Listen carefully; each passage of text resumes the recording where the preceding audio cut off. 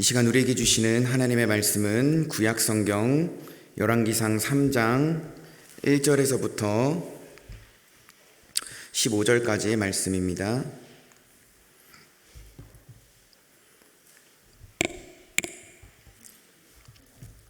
제가 가진 성경으로는 구약 514쪽에 있습니다.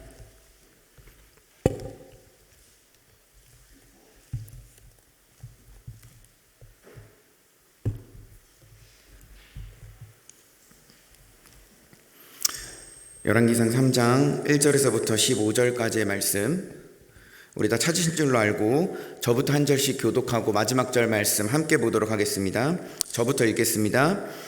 솔로몬이 애굽의 왕 바로와 더불어 혼인 관계를 맺어 그의 딸을 맞이하고 다윗성에 데려다가 두고 자기의 왕궁과 여호와의 성전과 예루살렘 주위의 성의 공사가 끝나기를 기다리니라.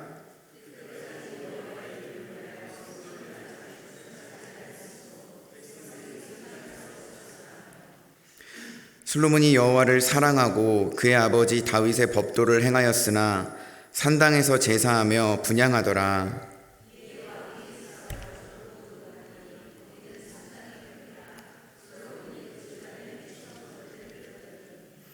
기브온에서 밤에 여호와께서 솔로몬의 꿈에 나타나시니라. 하나님이 이르시되 내가 내게 무엇을 줄고 너는 구하라.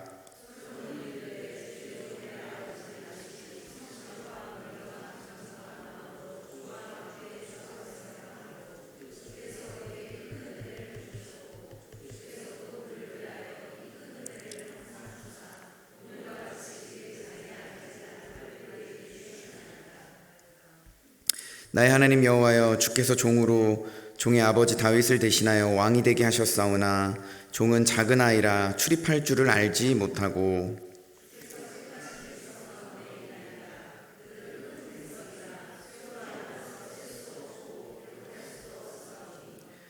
누가 주의 이 많은 백성을 재판할 수 있사오리이까. 듣는 마음을 종에게 주사 주의 백성을 재판하여 선악을 분별하게 하옵소서.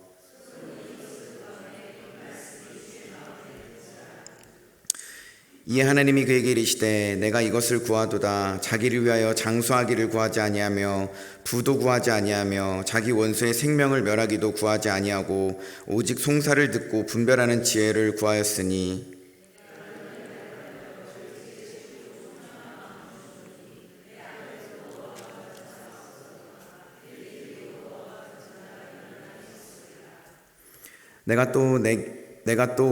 내가 구하지 아니한 부귀와 영광도 내게 주노니 내 평생의 왕들 중에 너와 같은 자가 없을 것이라.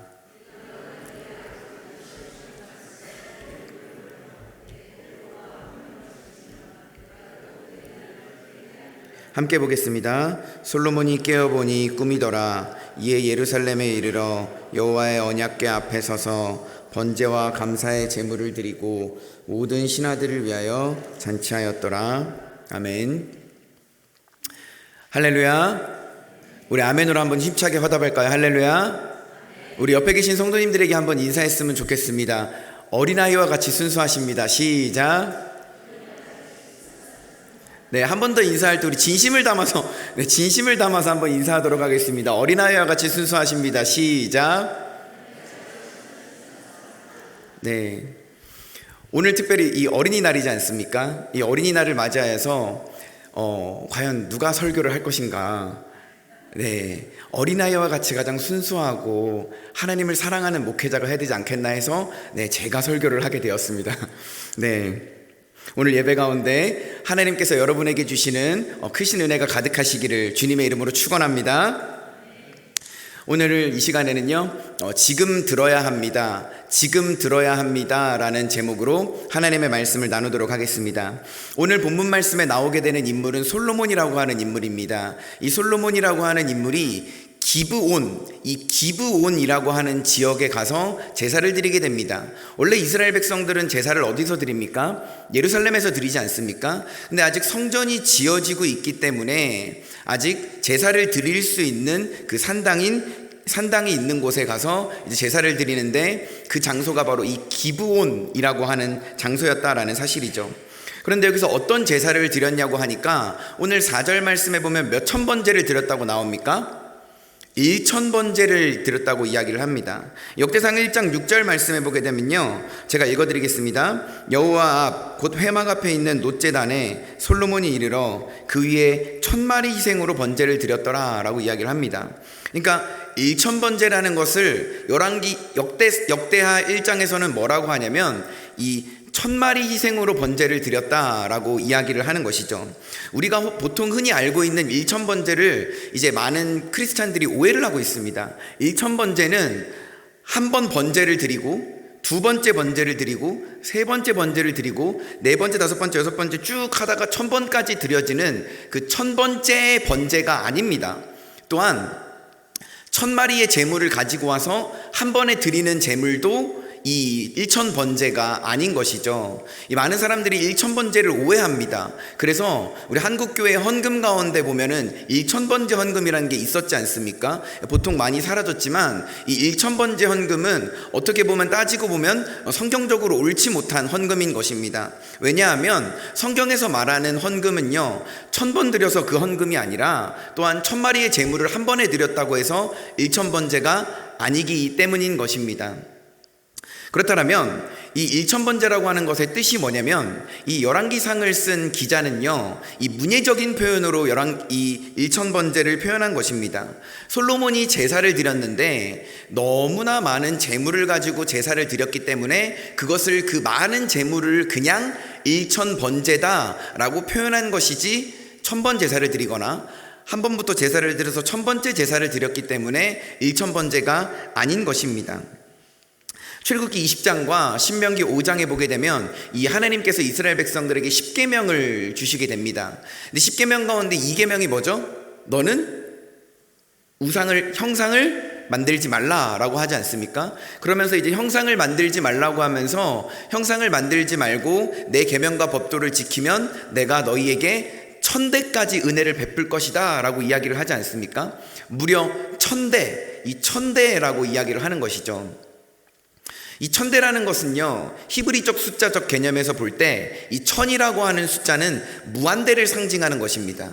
그럼으로써 하나님을 우상화시키지 않고, 하나님을 형상으로 가두지 않고, 만들지 않고, 하나님의 말씀을 지키고 행하고 따르면 1,000대가 하나님의 복과 은혜를 받을 것이다 라고 이야기를 하는 것이죠.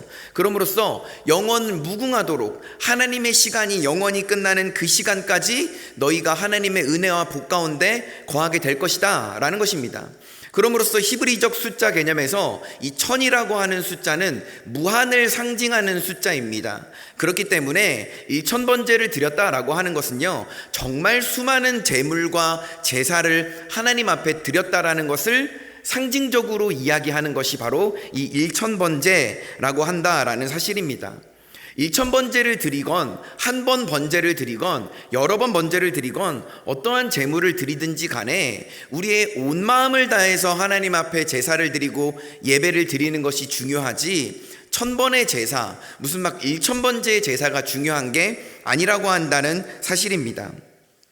솔로몬은요, 지금 이 기브온이라는 곳에서 하나님 앞에 이제 1,000번제를 드리게 되는데, 1,000번제를 드리고 나서 솔로몬이 잠에 들게 됩니다. 그러니까 하나님이 솔로몬의 꿈에 나타나셔서 뭐라고 하시냐면, 솔로몬아, 내가 너에게 무엇을 줄고 너는 말하라 라고 이야기를 하는 것이죠. 쉽게 얘기하면 뭡니까? 하나님께서 솔로몬의 꿈에 나타나셔가지고 내가 너의 소원을 한 가지 들어줄게, 뭔지 한번 이야기해봐라, 이렇게 이야기를 하시는 것이죠. 이 구절 때문에 이 한국교회에 1,000번제 헌금이 생겨나게 된 것입니다. 그래서 마치 1,000번제 헌금을 다 드리고 나면 1,000번을 드리거나 1,000번치를 한 번에 일시불로 드리거나 이렇게 되면 뭔가 하나님의 응답을 받을 것 같고 뭔가 소원이 이루어질 것 같다라는 이런 미신적 사상과 유교적 전통의 문화들이 이 기독교 헌금에도 녹아져 있는 것이죠. 그래서 1,000번제 헌금은 성경적인 헌금이 아닐 뿐더러 하나님이 기뻐하시는 헌금이 아니라고 봐도 무방한 것은 사실입니다. 결국 하나님께서는 1,000번제를 받으시고 난 다음에 솔로몬에게 소원을 물어보시게 됩니다. 그러니까 솔로몬이 이제 소원을 이야기하게 되죠. 그런데 만약에 우리 가운데 하나님이 나타나셔서 우리에게 이렇게 소원을 물어보신다라고 하면 우리 각자 인생에 저마다 다 소원들이 있지 않습니까? 물론 저도 소원이 있고 우리 성도님들 한 분 한 분도 다 소원이 있으시겠지만, 솔로몬을 오늘 꿈에서 하나님 가운데 어떤 소원을 빌었느냐 하니 우리 6절 말씀을 다 같이 한번 읽어볼까요? 6절 여러분이 한번 읽어보도록 하겠습니다. 6절 시작.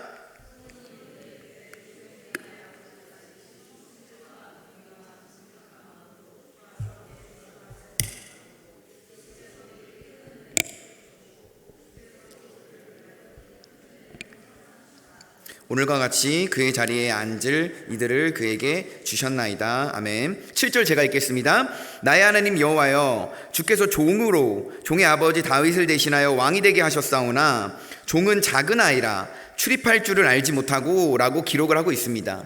이 6절 7절 말씀에 보면 무엇을 이야기하냐면, 솔로몬이 소원을 이야기하는데 하나님한테 이거 주세요, 이거 사주세요 라고 이야기를 하지 않고 굉장히 장황하게 길게 자신의 소원을 표현하는데, 뭐라고 표현하냐면 솔로몬은 20대의 왕이 되었습니다. 아주 어린 나이에 왕이 되었죠. 이 아버지 다윗을 이야기하면서 아버지 다윗에게 은혜를 베풀어 주셨던 것처럼 나에게도 은혜를 베풀어 주심에 너무 감사합니다. 하나님께서 은혜를 베풀어 주셨기 때문에 내가 이렇게 어린 나이에도 왕위에 앉을 수 있었습니다. 하지만 하나님, 저는 어린아이 입니다 라고 표현을 하는 것이죠. 이것은 솔로몬이 하나님 앞에 자신의 겸손함을 드러내는 것입니다. 그럼으로써 또한 나는 어린아이라 출입할 줄을 알지 못하고 라고 이야기를 하는 것이죠. 이 출입할 줄을 알지 못하고 라는 것은 무슨 뜻이냐면, 내가 아직 나이가 어리기 때문에 아직 국정 운영의 경험이 없기 때문에 나라를 잘 운영하고 다스리지 못하는 그런, 나는 아직 능력이 부족한 사람입니다 라는 뜻입니다. 그러면서 하나님 앞에 자신의 겸손함과 자신의 무능함을 드러내면서 하나님의 은혜를 구하고 있는 것입니다. 자, 그러면서 이제 본격적으로 소원을 이야기하기 시작하는데요. 8절 말씀에 한번 볼까요? 주께서 택하신 백성 가운데 있나이다. 그들은 큰 백성이라 수요가 많아서 셀 수도 없고 기록할 수도 없사오니 라고 기록합니다. 이게 무슨 뜻입니까? 하나님께서 택하신 백성들이 너무나 많다는 겁니다. 그 백성들이 숫자가 너무 많아서 셀 수도 없고 기록할 수도 없을 정도로 하나님의 백성들이 너무 많습니다. 그런데 9절 말씀을 볼까요? 이렇게 많은 백성을 누가 주의 이 많은 백성을 재판할 수 있사오리이까? 듣는 마음을 종에게 주사 주의 백성을 재판하여 선악을 분별하게 하소서라고 이야기를 합니다. 이 솔로몬이 무려 이 4개의 절 가운데 4개의 절을 빌어서 길게 소원을 이야기하는데, 핵심은 이겁니다. 아버지 다윗에게 주셨던 은혜를 나에게도 주셔서 내가 왕이 되었는데 나는 아직 작은 아이고 나라를 다스릴 수 있는 능력이 없기 때문에 부족한 사람입니다. 근데 내가 다스려야 될 백성들은 너무나 많습니다. 근데 이 백성들을 다스리자니, 내가 이 백성들을 통치하고 다스리자니 내가 이 백성들을 다스릴 수 있는 능력이 없을 뿐더러 내가 듣는 마음이 부족합니다. 그러니까 하나님, 나에게 듣는 마음을 주셔서 내가 이 백성들을 잘 다스릴 수 있도록 해주세요. 하나님, 이게 나의 소원입니다 라고 지금 이야기를 하고 있는 것이죠. 자, 그렇다면 이 솔로몬은 많고 많은 소원이 있을 텐데 왜 하필 이 듣는 마음이라는 소원을 구했을까요? 하나님께 듣는 마음을 구했습니다. 자, 이 듣는 마음이라고 하는 것은요, 뭘 이야기하는 거냐면 지혜로운 마음, 총명한 마음을 이야기를 하는 것입니다. 백성들을 다스릴 때 뭐가 필요합니까? 지혜가 필요한 거예요. 또 뭐가 필요하죠? 총명함이 필요한 것입니다. 이 듣는다라고 하는 히브리 단어에 이 원어를 쫓아서 가보게 되면 그 이제 원어의 첫 번째 출발점이 뭐냐면 지혜입니다. 지혜로부터 출발된 단어가 바로 듣는다라는 거거든요. 그러니까 지혜로운 사람을 듣는 것이죠. 이 설교를 할 때도요, 저희가 목사로서 설교를 할 때 지혜롭지 못하는 사람은요 설교를 듣지 않습니다. 자기가 지혜롭고 자기가 다 알고 자기가 다 맞다고 생각하는 교만한 마음 때문에 이 지혜를 듣지 않는 것이죠. 그러니까 지혜롭지 못한 사람은 어떤 사람입니까? 이 듣지 않는 사람입니다. 그래서 솔로몬이 듣는 마음을 구했다라는 것은 지혜로운 마음과 총명한 마음을 하나님 앞에서 구했다라는 뜻입니다. 그럼으로써 이 듣는 마음을 통해서 내가 지혜롭고 총명하게 되어서 하나님의 율법과 하나님의 공의로 이 백성들을 잘 다스릴 수 있도록 하나님 도와주세요 라고 하는 마음의 뜻이 이 듣는 마음이라고 하는 단어에 다 들어있다라는 것이죠. 이 듣는 마음이 중요하다라는 사실입니다. 이스라엘 백성들을 이끌었던 초대 지도자였던 모세도요, 이 광야 가운데서 백성들의 의견을 계속 들으려다고 하니까 너무 피로감이 몰려오는 거예요. 그래서 능력에 따라서 1000부장, 100부장, 50부장, 10부장을 세워가지고 사건의 크기와 중요도에 따라서 10부장, 50부장, 100부장, 1000부장에게 사건을 맡겨버렸다라는 사실이죠. 이 신약 성경에 나오는 이 바울도요, 로마 시민권을 가지고 있는 자지 않습니까? 로마의 시민권을 가지고 있는 자로서 자신의 권리를 사용하여서 나는 더 이상 이러한 총독들에게 재판을 받지 않고 로마의 황제 가이사 이 시저에게 가서 내가 재판을 받겠다라고 계속 내가 황제에게 재판을 받겠다라고 상소를 하게 된다라는 것입니다. 이 고대 시대나 1세기 시대에는요, 이 왕이나 지도자들을 통해서 재판을 받는 것이 이 제일 맨 마지막의 재판이었습니다. 왜 이렇게 재판을 받았냐고 하니, 이 왕이나 지도자들은 어떤 사람들입니까? 그 공동체나 그 나라를 다스리는 통치권자이자 절대 권력을 가지고 있는 사람이었기 때문에 이런 사람에게 이제 심판을 받고 재판을 받기를 원했다라는 사실이죠. 솔로몬은요, 재판을 하는 것뿐만 아니라 백성들을 다스릴 때 필요한 것이 뭐였냐라고 솔로몬이 생각을 해본 결과 솔로몬은 듣는 마음을 구했다라는 사실입니다. 듣는 마음이 무슨 뜻이라고요? 지혜로운 마음과 총명한 마음, 이 지혜롭고 총명한 마음을 가지고 하나님의 율법과 하나님의 공의로 백성들을 다스리겠다라고 하는 뜻이었다라는 것이죠. 그래서 솔로몬은 이제 하나님께서 이제 뭘 원하느냐 했을 때 듣는 마음을 구했던 것이고, 이 듣는 마음을 통해서 선과 악을 구별할 수 있도록 해주세요 라고 이야기를 했다라는 것입니다. 이 고대 이스라엘 사람들은요, 이 마음을 어떤 장소로 생각을 했냐면 이해하는 장소로 표현을 했습니다. 마음으로 받아들여지지 않으면 받아들여지지 않은 것으로 생각을 했습니다. 그렇기 때문에 따라서 듣는 마음은요, 이 하나님의 공의와 이 하나님의 율법이 내 마음속에 소화가 되고 내 마음속에 물들어야지만 내가 이 듣는 마음을 가졌다라고 생각을 했다라는 것이죠. 그래서 하나님께서 하나님한테 이제 솔로몬이 소원을 빌지 않습니까? 듣는 마음 주세요. 그러니까 하나님이 뭐라고 하십니까? 놀라시게 되는 것이죠. 아니, 너가 세상에 세상의 장수도 구하지 아니하고 부귀 영화도 구하지 아니하고 또한 원수의 생명도 구하지 아니하고 어떻게 듣는 마음을 구하느냐라고 하나님이 놀랍게 되셨다라는 사실입니다. 그러므로써 하나님께서 이제 솔로몬을 칭찬하시게 되죠. 너와 같은 사람이 전에도 없고 후에도 없을 것이다 라고 하면서 너는 참 전무후무한 사람이다, 너는 그런 사람이 될 것이다 라고 이야기를 하시는 거예요. 그러니까 이 감동하신 하나님께서 너가 나한테 듣는 마음을 구하였으니 너가 구한 듣는 마음뿐만 아니라 내가 너에게 부귀도 주고 영광도 주고, 그리고 네가 이 하나님의 백성들을 말씀으로 잘 다스리게 되면 내가 너에게 장수까지도 허락해 줄게 라고 지금 하나님께서 이야기를 하시는 것입니다. 14절 말씀을 한번 볼까요? 내가 만일 내 아버지 다윗의 행함같이 내 길로 행하며 내 법도와 명령을 지키면 내가 또 내 날을 길게 하리라 라고 이야기를 하고 있습니다. 그러니까 하나님께서는 무슨 말씀이십니까? 내가 너에게 듣는 마음도 주고 부귀도 주고 영광도 줄게. 그 대신 단 하나 조건이 필요하다. 네가 아버지 다윗처럼 내 법도와 명령을 지킨다면 내가 너에게 듣는 마음도 주고 부귀도 주고 영광도 줄게. 그러니까 내 하나님의 말씀을 잘 지켜서 행해라 라고 이야기를 하는 것이죠. 그런데 이 왕으로서 지켜야 할 이 명령과 법도가 무엇일까요? 솔로몬 왕이 지켜야 할 명령과 법도는 명료했습니다. 뭐냐면 이 신명기 17장에 보면 이 타말아금이라는 게 나옵니다. 타말아금, 이게 무슨 뜻이냐면 신명기 17장에 보면 왕이 지켜야 할 이 규칙과 규율이 나오는데요, 그것이 바로 네 가지입니다. 타말아금, 타국인을 왕으로 세우면 안 됩니다. 그 다음에 말을 많이 두면 안 됩니다. 그 다음에 아내를 많이 두면 안 됩니다. 그 다음에 금은을 많이 보유하고 있으면 안 됩니다. 이게 무슨 뜻이냐면 이스라엘을 다스릴 통치자인 왕은요, 타국인이 되면 안 되는 것이에요. 이방인이 되면 안 되는 것입니다. 그 다음에 두 번째, 아내를 많이 두면 안 됩니다. 왕이 될 사람은요, 아내를 많이 두면 안 돼요. 왜 그런지 아십니까? 그 쾌락으로 인하여서 하나님을 섬기는데 방해가 되기 때문이죠. 그리고 세 번째로 말을 많이 두지 말라고 합니다. 왜 말을 많이 두지 말라라고 이야기를 하냐면 말이 많다는 것은 무엇입니까? 군사력이 강하다는 뜻 아닙니까? 그러면 하나님을 의지하지 않고 군사력을 의지하게 되는 거예요. 그래서 말을 많이 두지 말라고 했던 겁니다. 마지막으로 넷째, 금과 은을 많이 두지 말라고 합니다. 세상의 탐심과 탐욕에 빠져서 이 재물로 인하여서 하나님을 바라보지 못하게 될까봐 이 금과 은을 많이 두지 말라라고 했다는 것이죠. 골로새서 3장에 보게 되면 탐심은 곧 우상숭배라고 했습니다. 탐욕과 탐심으로 인하여서 하나님을 보는 시야가 가려질까봐 하나님께서는 이 금과 은을 많이 두지 말라라고 했던 것이죠.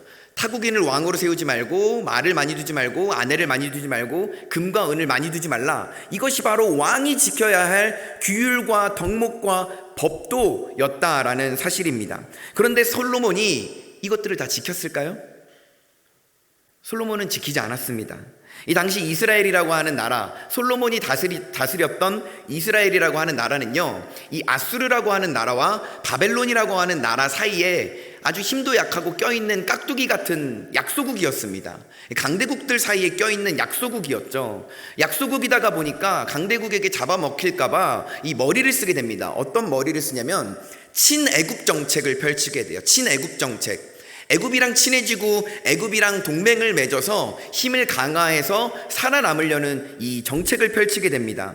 그래서 솔로몬이 어떠한 행동을 했냐면 열왕기상 3장 1절 말씀을 우리 한번 볼까요?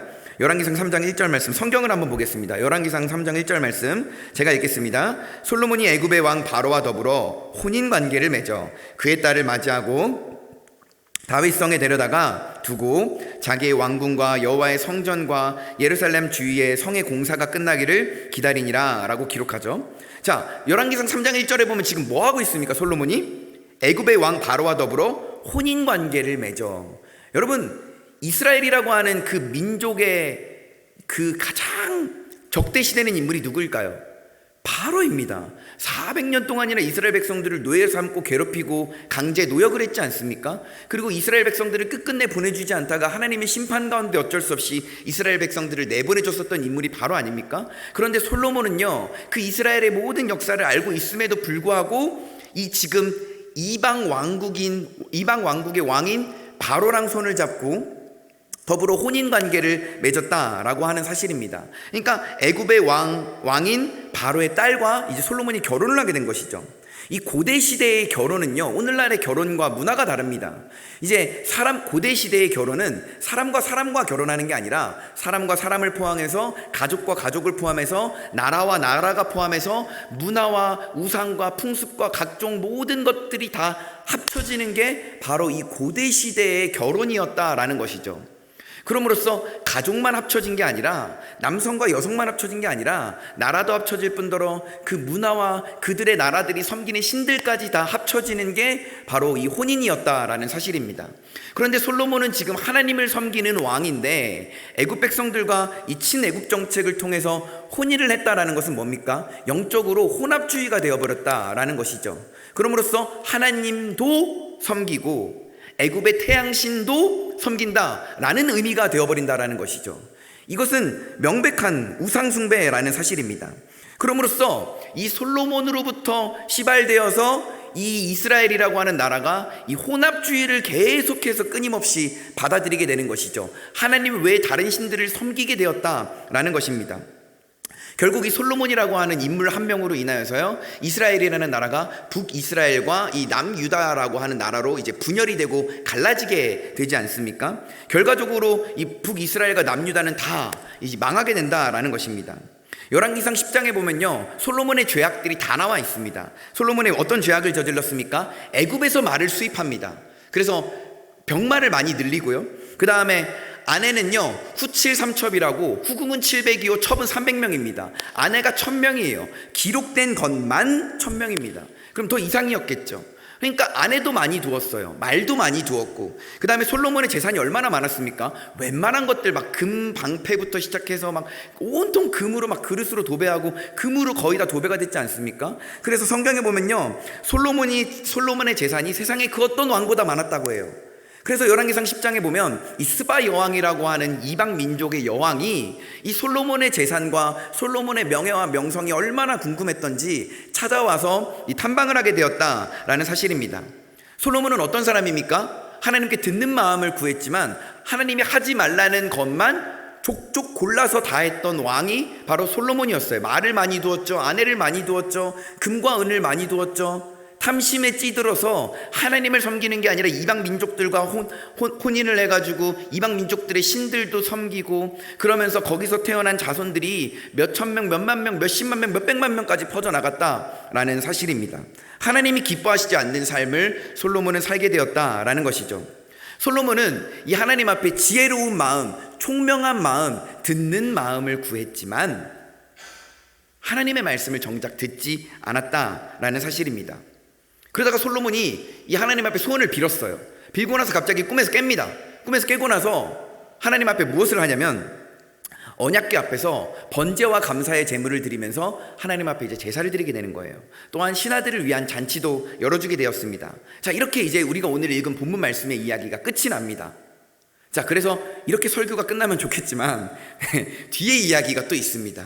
뒤에 어떤 이야기가 있냐면, 우리가 오늘 읽은 본문 말씀이 열왕기상 3장 1절에서부터 15절까지의 말씀이지 않습니까? 근데 16절부터 뒤에 후반부의 말씀이 있는데, 이 후반부의 말씀이 뭐냐면 그 유명한 솔로몬의 재판 이야기가 나오게 됩니다. 솔로몬이 재판을 하게 돼요. 어떤 사람을 재판합니까? 창기 여자 2명이 있습니다. 2명이 한 집에 살았는데 한 여인이 아들을 낳았습니다. 근데 3일 뒤에 또 다른 한 집에 사는 여인이 아들을 낳았어요. 두 여인이 어느 날 밤에 자고 있는데 한 여인이 이 잠꼬대가 심했는지 뭐 잠을 너무 깊이 들었는지 자기가 낳은 아들을 깔아 뭉개서 자게 되는 겁니다. 그래서 자기가 낳은 아들을 질식사시키게 돼요, 이 엄마가. 그래서 자다 깨보니까 엄마가 애가 죽어 있어요. 그래가지고 이 아이를 같은 집에 사는 그 다른 여자의 아들과 바꿔치기를 합니다. 그래서 자는 척하고 자게 돼요. 다음날 아침에 일어나 봤더니 그 원래 멀쩡하게 살아있어야 되는 그 아들의 어머니가 자기 아이를 봤더니 내 아들이 아닌데 죽어 있는 겁니다. 근데 내 아들은 누가 가지고 있습니까? 같은 집에 살고 있는 다른 여자가 가지고 있는 거예요. 그래가지고 내 아들 내놔라 싸우고 하다가 누구한테 재판을 받으러 온 겁니까? 솔로몬 앞에 재판을 받으러 와요. 솔로몬 앞에 재판을 받으러 와가지고 이제 재판을 받기 시작합니다. 그런데 솔로몬이 뭐라고 하냐면 더 이상 다투지 말고 아이를 칼로 반으로 나누라 라고 이야기를 합니다. 우리 상식적으로 한번 생각해 볼까요? 지혜의 왕이라고 상징되는 그 솔로몬 앞에 갔습니다. 이 아이가 진짜 이 아이의 엄마가 누군지를 가려주세요 라고 하니까 지혜의 왕이라고 하는 사람이 아이를 칼로 잘라가지고 절반으로 나눠서 하나씩 나눠줘라, 이러한 판결을 하고 있다라는 사실이죠. 지혜롭고 총명한 마음을 가진 왕과는 다른 모습입니다. 공의와 율법으로 다스리는 왕과는 다른 모습이에요. 듣는 마음을 구했던 왕과는 전혀 다른 모습이라고 하는 사실입니다. 상식적으로 이게 과연 지혜로운 겁니까? 아이를 반으로 나눈다는 것이 지혜롭지 못한 것이죠. 이것은 문자와 수학이 발달했던 이집트의 지혜인 것이에요. 애굽의 지혜인 것입니다. 애굽의 문화에서는요, 싸우게 되면 반으로 나눠요. 애굽의 지혜를 빌려온 솔로몬이 애굽과 혼인을 맺고 애굽과 친애굽 정책을 펼쳤던 그 솔로몬이 문자와 수학과 그러한 문화와 문명이 발달했던 이집트의 지혜를 빌려와서 지금 자기의 백성들을 심판하고 있다는 사실입니다. 세상의 지혜예요. 자, 그렇다면 이 솔로몬의 사건을 볼 때 핵심이 뭡니까? 이 솔로몬의 사건이 의미하는 바가 뭡니까? 핵심은 이겁니다. 누가 진짜 엄마냐를 가리는 것이 아니라 누가 진짜 엄마의 마음을 가렸느냐를 가리는 것입니다. 누가 진짜 엄마의 마음을 가졌냐 이거죠. 진짜 아기의 주인이 중요한 게 아닙니다. 누가 진짜 이 어머니의 마음을 가졌냐, 엄마의 마음을 가진 사람이 누구냐를 지금 이 솔로몬의 재판 가운데 묻고 있다는 사실입니다. 솔로몬 지혜의 왕이라고 소문이 났어요. 일반 역사에도 등장합니다. 세상 사람들도 다 아는 성경 인물 가운데 한 명이 솔로몬이에요. 근데 솔로몬이 지혜로운 왕이라고요? 아닙니다. 솔로몬이 지혜를 발휘해서 재판을 했는데 그게 이게 하나입니다. 근데 이것도 무슨 지혜를 빌린 겁니까? 세상의 지혜, 이집트의 지혜를 빌려서 재판을 했다라는 사실이죠. 그러면서 이 재판 이야기가 끝이 납니다. 이 재판 이야기를 통해서 진짜 엄마의 마음이 어떨까요? 자다 일어나 보니까 자기 품에 죽은 아들이 있어요. 그 아들도 자기 아들이 아닙니다. 엄마의 마음은 한 번 죽었어요. 근데 솔로몬 앞에 가서 지혜의 왕이라는 왕 앞에 가서 재판을 했더니 아이를 반으로 나눠서 반으로 잘라가지고 가르재요. 엄마의 마음이 2번 죽는 거예요. 이게 과연 듣는 마음을 가진 왕입니까? 이게 과연 지혜와 총명을 가진 왕입니까? 전혀 그런 왕이 아니었다라는 사실입니다. 그런데 엄마의 반응이 어떻죠? 솔로몬이 아기를 반으로 갈라라 라고 그랬을 때 어머니가 어떻게 합니까? 진짜 엄마가 아기를 포기하게 됩니다. 왜 포기하는지 아십니까? 포기를 해야지 자기 아들이 사니까요. 하나님도 마찬가지입니다. 듣는 마음을 구했지만 듣지 않는 솔로몬과 듣지 않는 이스라엘을 향해서 너희가 내 말을 듣지 않으면, 너희가 율법을 따르지 않고 하나님의 공의를 따르지 않으면 내가 너희 나라를 둘로 가를 거야. 북이스라엘과 남유다로 나눠버릴 거야. 어라? 근데도 너네가 내 말을 듣지 않아? 듣는 마음을 구했던 너네가 듣지 않아? 그러면 너희를 내가 포기할 거야. 내버려 둘 거야. 내가 너희를 유기할 거야. 그래서 너희를 이방 민족에게 넘겨줄 거야. 그래서 아수르에게 멸망하지 않습니까? 그래서 바벨론에게 멸망하지 않습니까? 우리가 그냥 단순히 아수르에게 멸망했고 바벨론에게 멸망했다고 이야기를 하고 있지만 열왕기하 17장에 보게 되면 이 북이스라엘이라고 하는 나라가 아수르에게 멸망당합니다. 성경 본문을 한번 읽어보세요. 정말 수치스럽게 멸망합니다. 열왕기하 25장에 볼까요? 남유다라고 하는 나라가 바벨론에게 의해서 최종 멸망을 당합니다. 얼마나 수치스러운지 아십니까? 하나님에게 듣는 마음을 구했지만 듣지 않는다면 내가 너희 나라를 반으로 갈라버릴 거야. 듣지 않는다면 내가 너희를 포기하고 유기하고 내버려 둘 거야. 그래서 너희가 이방 민족에게 넘어가게 할 거야. 지금 이 솔로몬의 재판 이야기를 통해서 이야기하고 있는 것은 진짜 엄마를 가리는 것이 아니라 누가 진짜 엄마의 마음을 가졌냐라는 것이죠. 엄마의 마음을 가진 사람은 누굽니까? 솔로몬도 아니에요. 하나님인 것입니다. 하나님의 마음이 포기하고 싶지 않으신 거예요. 너희가 내 말을 듣지 않냐면 내가 너희를 포기해야 되는데 제발 내 말을 들어달라고. 듣지 않으면 반으로 갈라야 되는데 제발 들어달라고. 포기할 수 없는 하나님이 지금 그 마음으로써 이야기를 하고 있다는 것이죠. 그런데 이스라엘 백성의 지도자라고 하는 듣는 마음을 구했던 솔로몬은 어떻게 합니까? 하나님이 하지 말라는 거 다 하고 탐심과 우상과 쾌락과 하나님이 하지 말라는 거 진짜 하나도 빠짐없이 다 해버립니다. 그래서 하나님이 솔로몬을 시발점으로 솔로몬 이후에 이스라엘의 대표 지도자를 뽑지 않으시죠. 여로보암과 르호보암으로 인하여서 북이스라엘과 남유다로 나눠버리고 그러므로 인하여서 계속 끊임없이 분쟁하고 싸우고 죽이고 자기네들끼리 싸우고 죽이다가 안 돼서 이방 민족들에게 수치와 멸시와 모멸을 당하면서까지 팔려가고 멸망당하고 포로로 끌려가고 70년 동안 개같이 살다가 그렇게 돌아왔다라는 사실이죠. 지금 하나님의 마음은 포기하기 싫은 거예요. 근데 말을 듣지 않으면 포기를 해야 될 수밖에 없는 상황이라는 사실입니다. 우리가 하나님의 말씀을 듣지 않을 때 하나님의 마음은 찢어져요. 하나님의 마음은 둘로 찢어집니다. 여러분, 이게 성경에 나옵니다. 신약 성경에 보게 되면 예수님이 십자가에 못 박히시지 않습니까? 못 박히시고 나서 무슨 사건이 바로 벌어지죠? 성소와 지성소를 가르는 휘장이 찢어집니다. 이 휘장이라는 것은요, 성소에서 지성소로 넘어갈 때 쉽게 얘기하면 천막 같은 거예요. 천막을 젖히고 지성소 안으로 들어가야 되는 것입니다. 근데 이 휘장이 상징하는 것이 뭐냐면 예수 그리스도의 육체죠. 너희가 죄를 짓고 내 말을 듣지 아니하고 하나님의 말씀을 따르지 아니하고 순종하지 아니하니까 내가 내 아들 예수를 반으로 찢어버릴 수밖에 없는 것이죠. 그래서 마태복음하고 마가복음에 보게 되면요, 휘장이 위에서 아래로 반으로 찢어졌다고 나옵니다. 예수 그리스도의 육체가 반으로 찢어지게 된 것이죠. 왜요? 우리가 듣지 않았기 때문이죠. 죄악을 회개하지 않았기 때문입니다. 하나님이 자기 아들 예수를 포기할 수밖에 없게 되는 거예요. 우리가 듣지 않으니까요. 듣지 않으면 나라도 찢어질 뿐더러 나라도 포기하게 될지언정, 또한 우리가 듣지 않으면 하나님의 아들 예수 그리스도, 그분이 반으로 찢어지게 된 것이죠. 또한 우리가 듣지 않았기 때문에 하나님이 예수를 유기할 수밖에 없었던 것이죠. 내버려둘 수밖에 없었던 것이죠. 포기할 수밖에 없었던 것이죠. 우리가 듣지 않으면 하나님의 마음은 이렇게 찢어진다라는 사실입니다.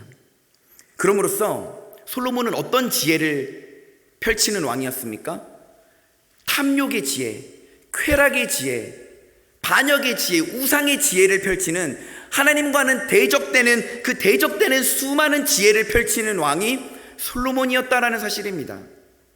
그래서 구약에서부터 수많은 사람들은 갈증이 일어나기 시작했어요. 아니 그러면 도대체 참된 지혜를 가진, 하나님께서 주시는 참된 지혜와 총명한 마음과 율법과 공의를 가지고 우리를 다스리실 왕은 대체 언제 오는 것입니까? 참된 지혜의 왕, 참된 듣는 마음을 가진 그 왕은 솔로몬이 아니면 대체 누굽니까? 라는 물음표가 계속해서 이어져 왔다라는 사실입니다. 고린도전서 1장에 보게 되면 하나님께서 이 지혜가 누군지를 가르쳐 주세요. 그리스도가 곧 하나님의 지혜다라고 이야기를 하십니다. 그리스도의 지혜는 어떤 지혜입니까? 죽는 지혜예요. 우리를 위해서 자신의 육체를 불로 찢어서 희생하는 지혜입니다. 죽임당하는 것이 바로 지혜라는 거예요. 요즘에 세상 사람들 어떻습니까? 희생하기 싫어하죠. 내 거 손해보기 싫어합니다. 근데 기독교는 뭐죠? 희생의 종교 아닙니까? 섬김의 종교 아닙니까? 내 것을 포기해야 되는 종교가 기독교 아닙니까? 그렇기 때문에 하나님이 예수님도 포기한 거 아닙니까? 이게 바로 성경에서 말하는 지혜라고요. 하나님이 예수 그리스도를 포기하는 것으로 인하여서 그 그리스도의 지혜로 말미암아 우리가 어떻게 구원을 받고 구원을 얻어야 될지에 대한 지혜가 생겼다라는 사실입니다. 우리는 예수의 죽음으로 인하여서 구원의 지혜가 생겼어요. 근데 여러분들은 어떠한 지혜를 추구하면서 살아가십니까? 세상의 지혜입니까? 탐욕과 쾌락과 탐심의 지혜입니까? 아니면 하나님 외에 다른 것들을 바라보는 세상의 지혜를 가지고 살아가십니까? 우리가 그렇게 살아간다면 하나님의 마음이 찢어진다라는 사실입니다. 그리고 머지않아 하나님이 우리를 포기하셔야 될 수도 있어요. 우리를 내버려 두시고 우리를 유기하셔야 될 수도 있다라는 사실입니다. 그럼으로써 세상 사람들은 십자가를 비웃고 조롱하고 침뱉고 그 십자가와 예수의 옷과 예수의 육체를 마치 기념품처럼 챙기려고 챙겼지 않습니까? 제비를 뽑고. 얼마나 수치스럽습니까? 얼마나 모멸감을 느낍니까? 세상 사람들이 비웃는 것이 바로 그리스도의 지혜고 구원을 얻는 지혜고 우리가 추구해야 할 지혜라는 사실입니다. 성경에서 지혜로운 사람은 어떤 사람입니까? 그리스도를 따라가는 사람이에요.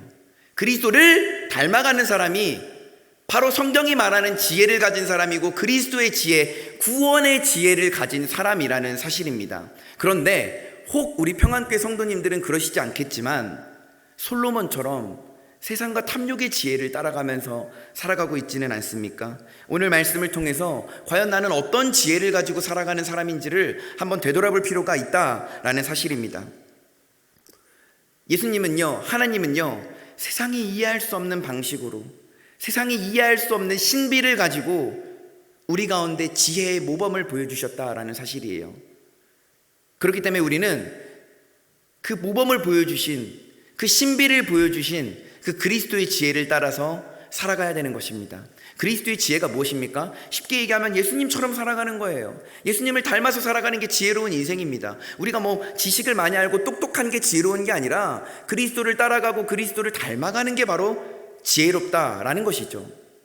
그러므로써 솔로몬은 듣는 마음을 구했지만 아버지 하나님의 마음은 모른 채, 아버지 하나님의 마음이 찢어지는 것도 모른 채, 하나님께서 사람이 되셔 오셔서 그 사람이 둘로 찢어지는 것도 모른 채 하나님께서는 그 아픈 마음을 부여잡고 둘로 찢어지는 나라와 둘로 찢어지는 예수 그리스도를 바라보고 포로로 끌려가는 나라와 포기할 수밖에 없는 아들 예수를 바라보셨다라는 사실입니다. 그러므로써 오늘 말씀이 우리에게 이야기하는 것이 무엇입니까? 들어야 한다라는 거예요. 들어야 한다라는 겁니다. 우리가 어떤 꼬마 아이들이, 어린이들이 사고를 치고 왔습니다. 예를 들어서 뭘 깨고 왔습니다. 그러면 우리는 잘한다 라고 하지 않고 우리 뭐라고 합니까? 잘한다 이렇게 하지 않습니까? 세상 사람들은요, 이 그리스도의 지혜를 잘한다 라고 볼지 모르겠어요. 하지만 우리가 그리스도의 지혜를 따라갈 때 우리는 하나님 앞에서 잘한다가 되는 것입니다. 여러분, 어떤 지혜를 가지고 이 세상을 살아가십니까? 하나님의 말씀을 듣지 않는다면 우리는 세상에 빠지고 탐심과 탐욕에 빠져서 살아갈 수밖에 없다라는 사실입니다. 오늘 특별히 어린이날이죠. 어린이날 가운데 우리 교회에서 자라나고 있는 영아, 유아, 어린이, 청소년, 청년들 이 모든 다음 세대들이 듣는 세대들이 되었으면 좋겠습니다. 아멘이십니까? 또한 우리 기성세대와 우리 믿음의 선배님들이 들을 줄 아는 이 그리스도의 지혜를 가진 성도님들이 되시기를 주님의 이름으로 간절히 축원합니다. 그럼으로써 우리 모든 세대가 세상의 가치관과 세상의 지혜를 쫓고 거기에 물들어서 살아가는 것이 아니라 하나님의 말씀에 물들어서 살아가고 하나님의 말씀을 들음으로써 그 말씀을 듣고 지켜서 행하면서 살아감으로써 하나님께서 주시는 지혜와 총명과 그 율법과 공의를 지킴으로써 오는 그 하나님의 놀라운 은혜와 복을 경험하는 우리 모든 평안의 세대들이 되시기를 주님의 이름으로 간절히 축원합니다. 또한 마지막으로 우리가 지혜로운 마음, 총명한 마음, 듣는 마음을 하나님 앞에 구함으로써 하나님의 율법을 따르고 하나님의 공의 가운데 이 세상의 지혜를 따르지 아니하고 그리스도의 지혜를 따르는 저와 여러분들이 되시기를 주님의 이름으로 축원합니다. 우리 시간 다 같이 하나님 앞에 찬양하도록 하겠습니다.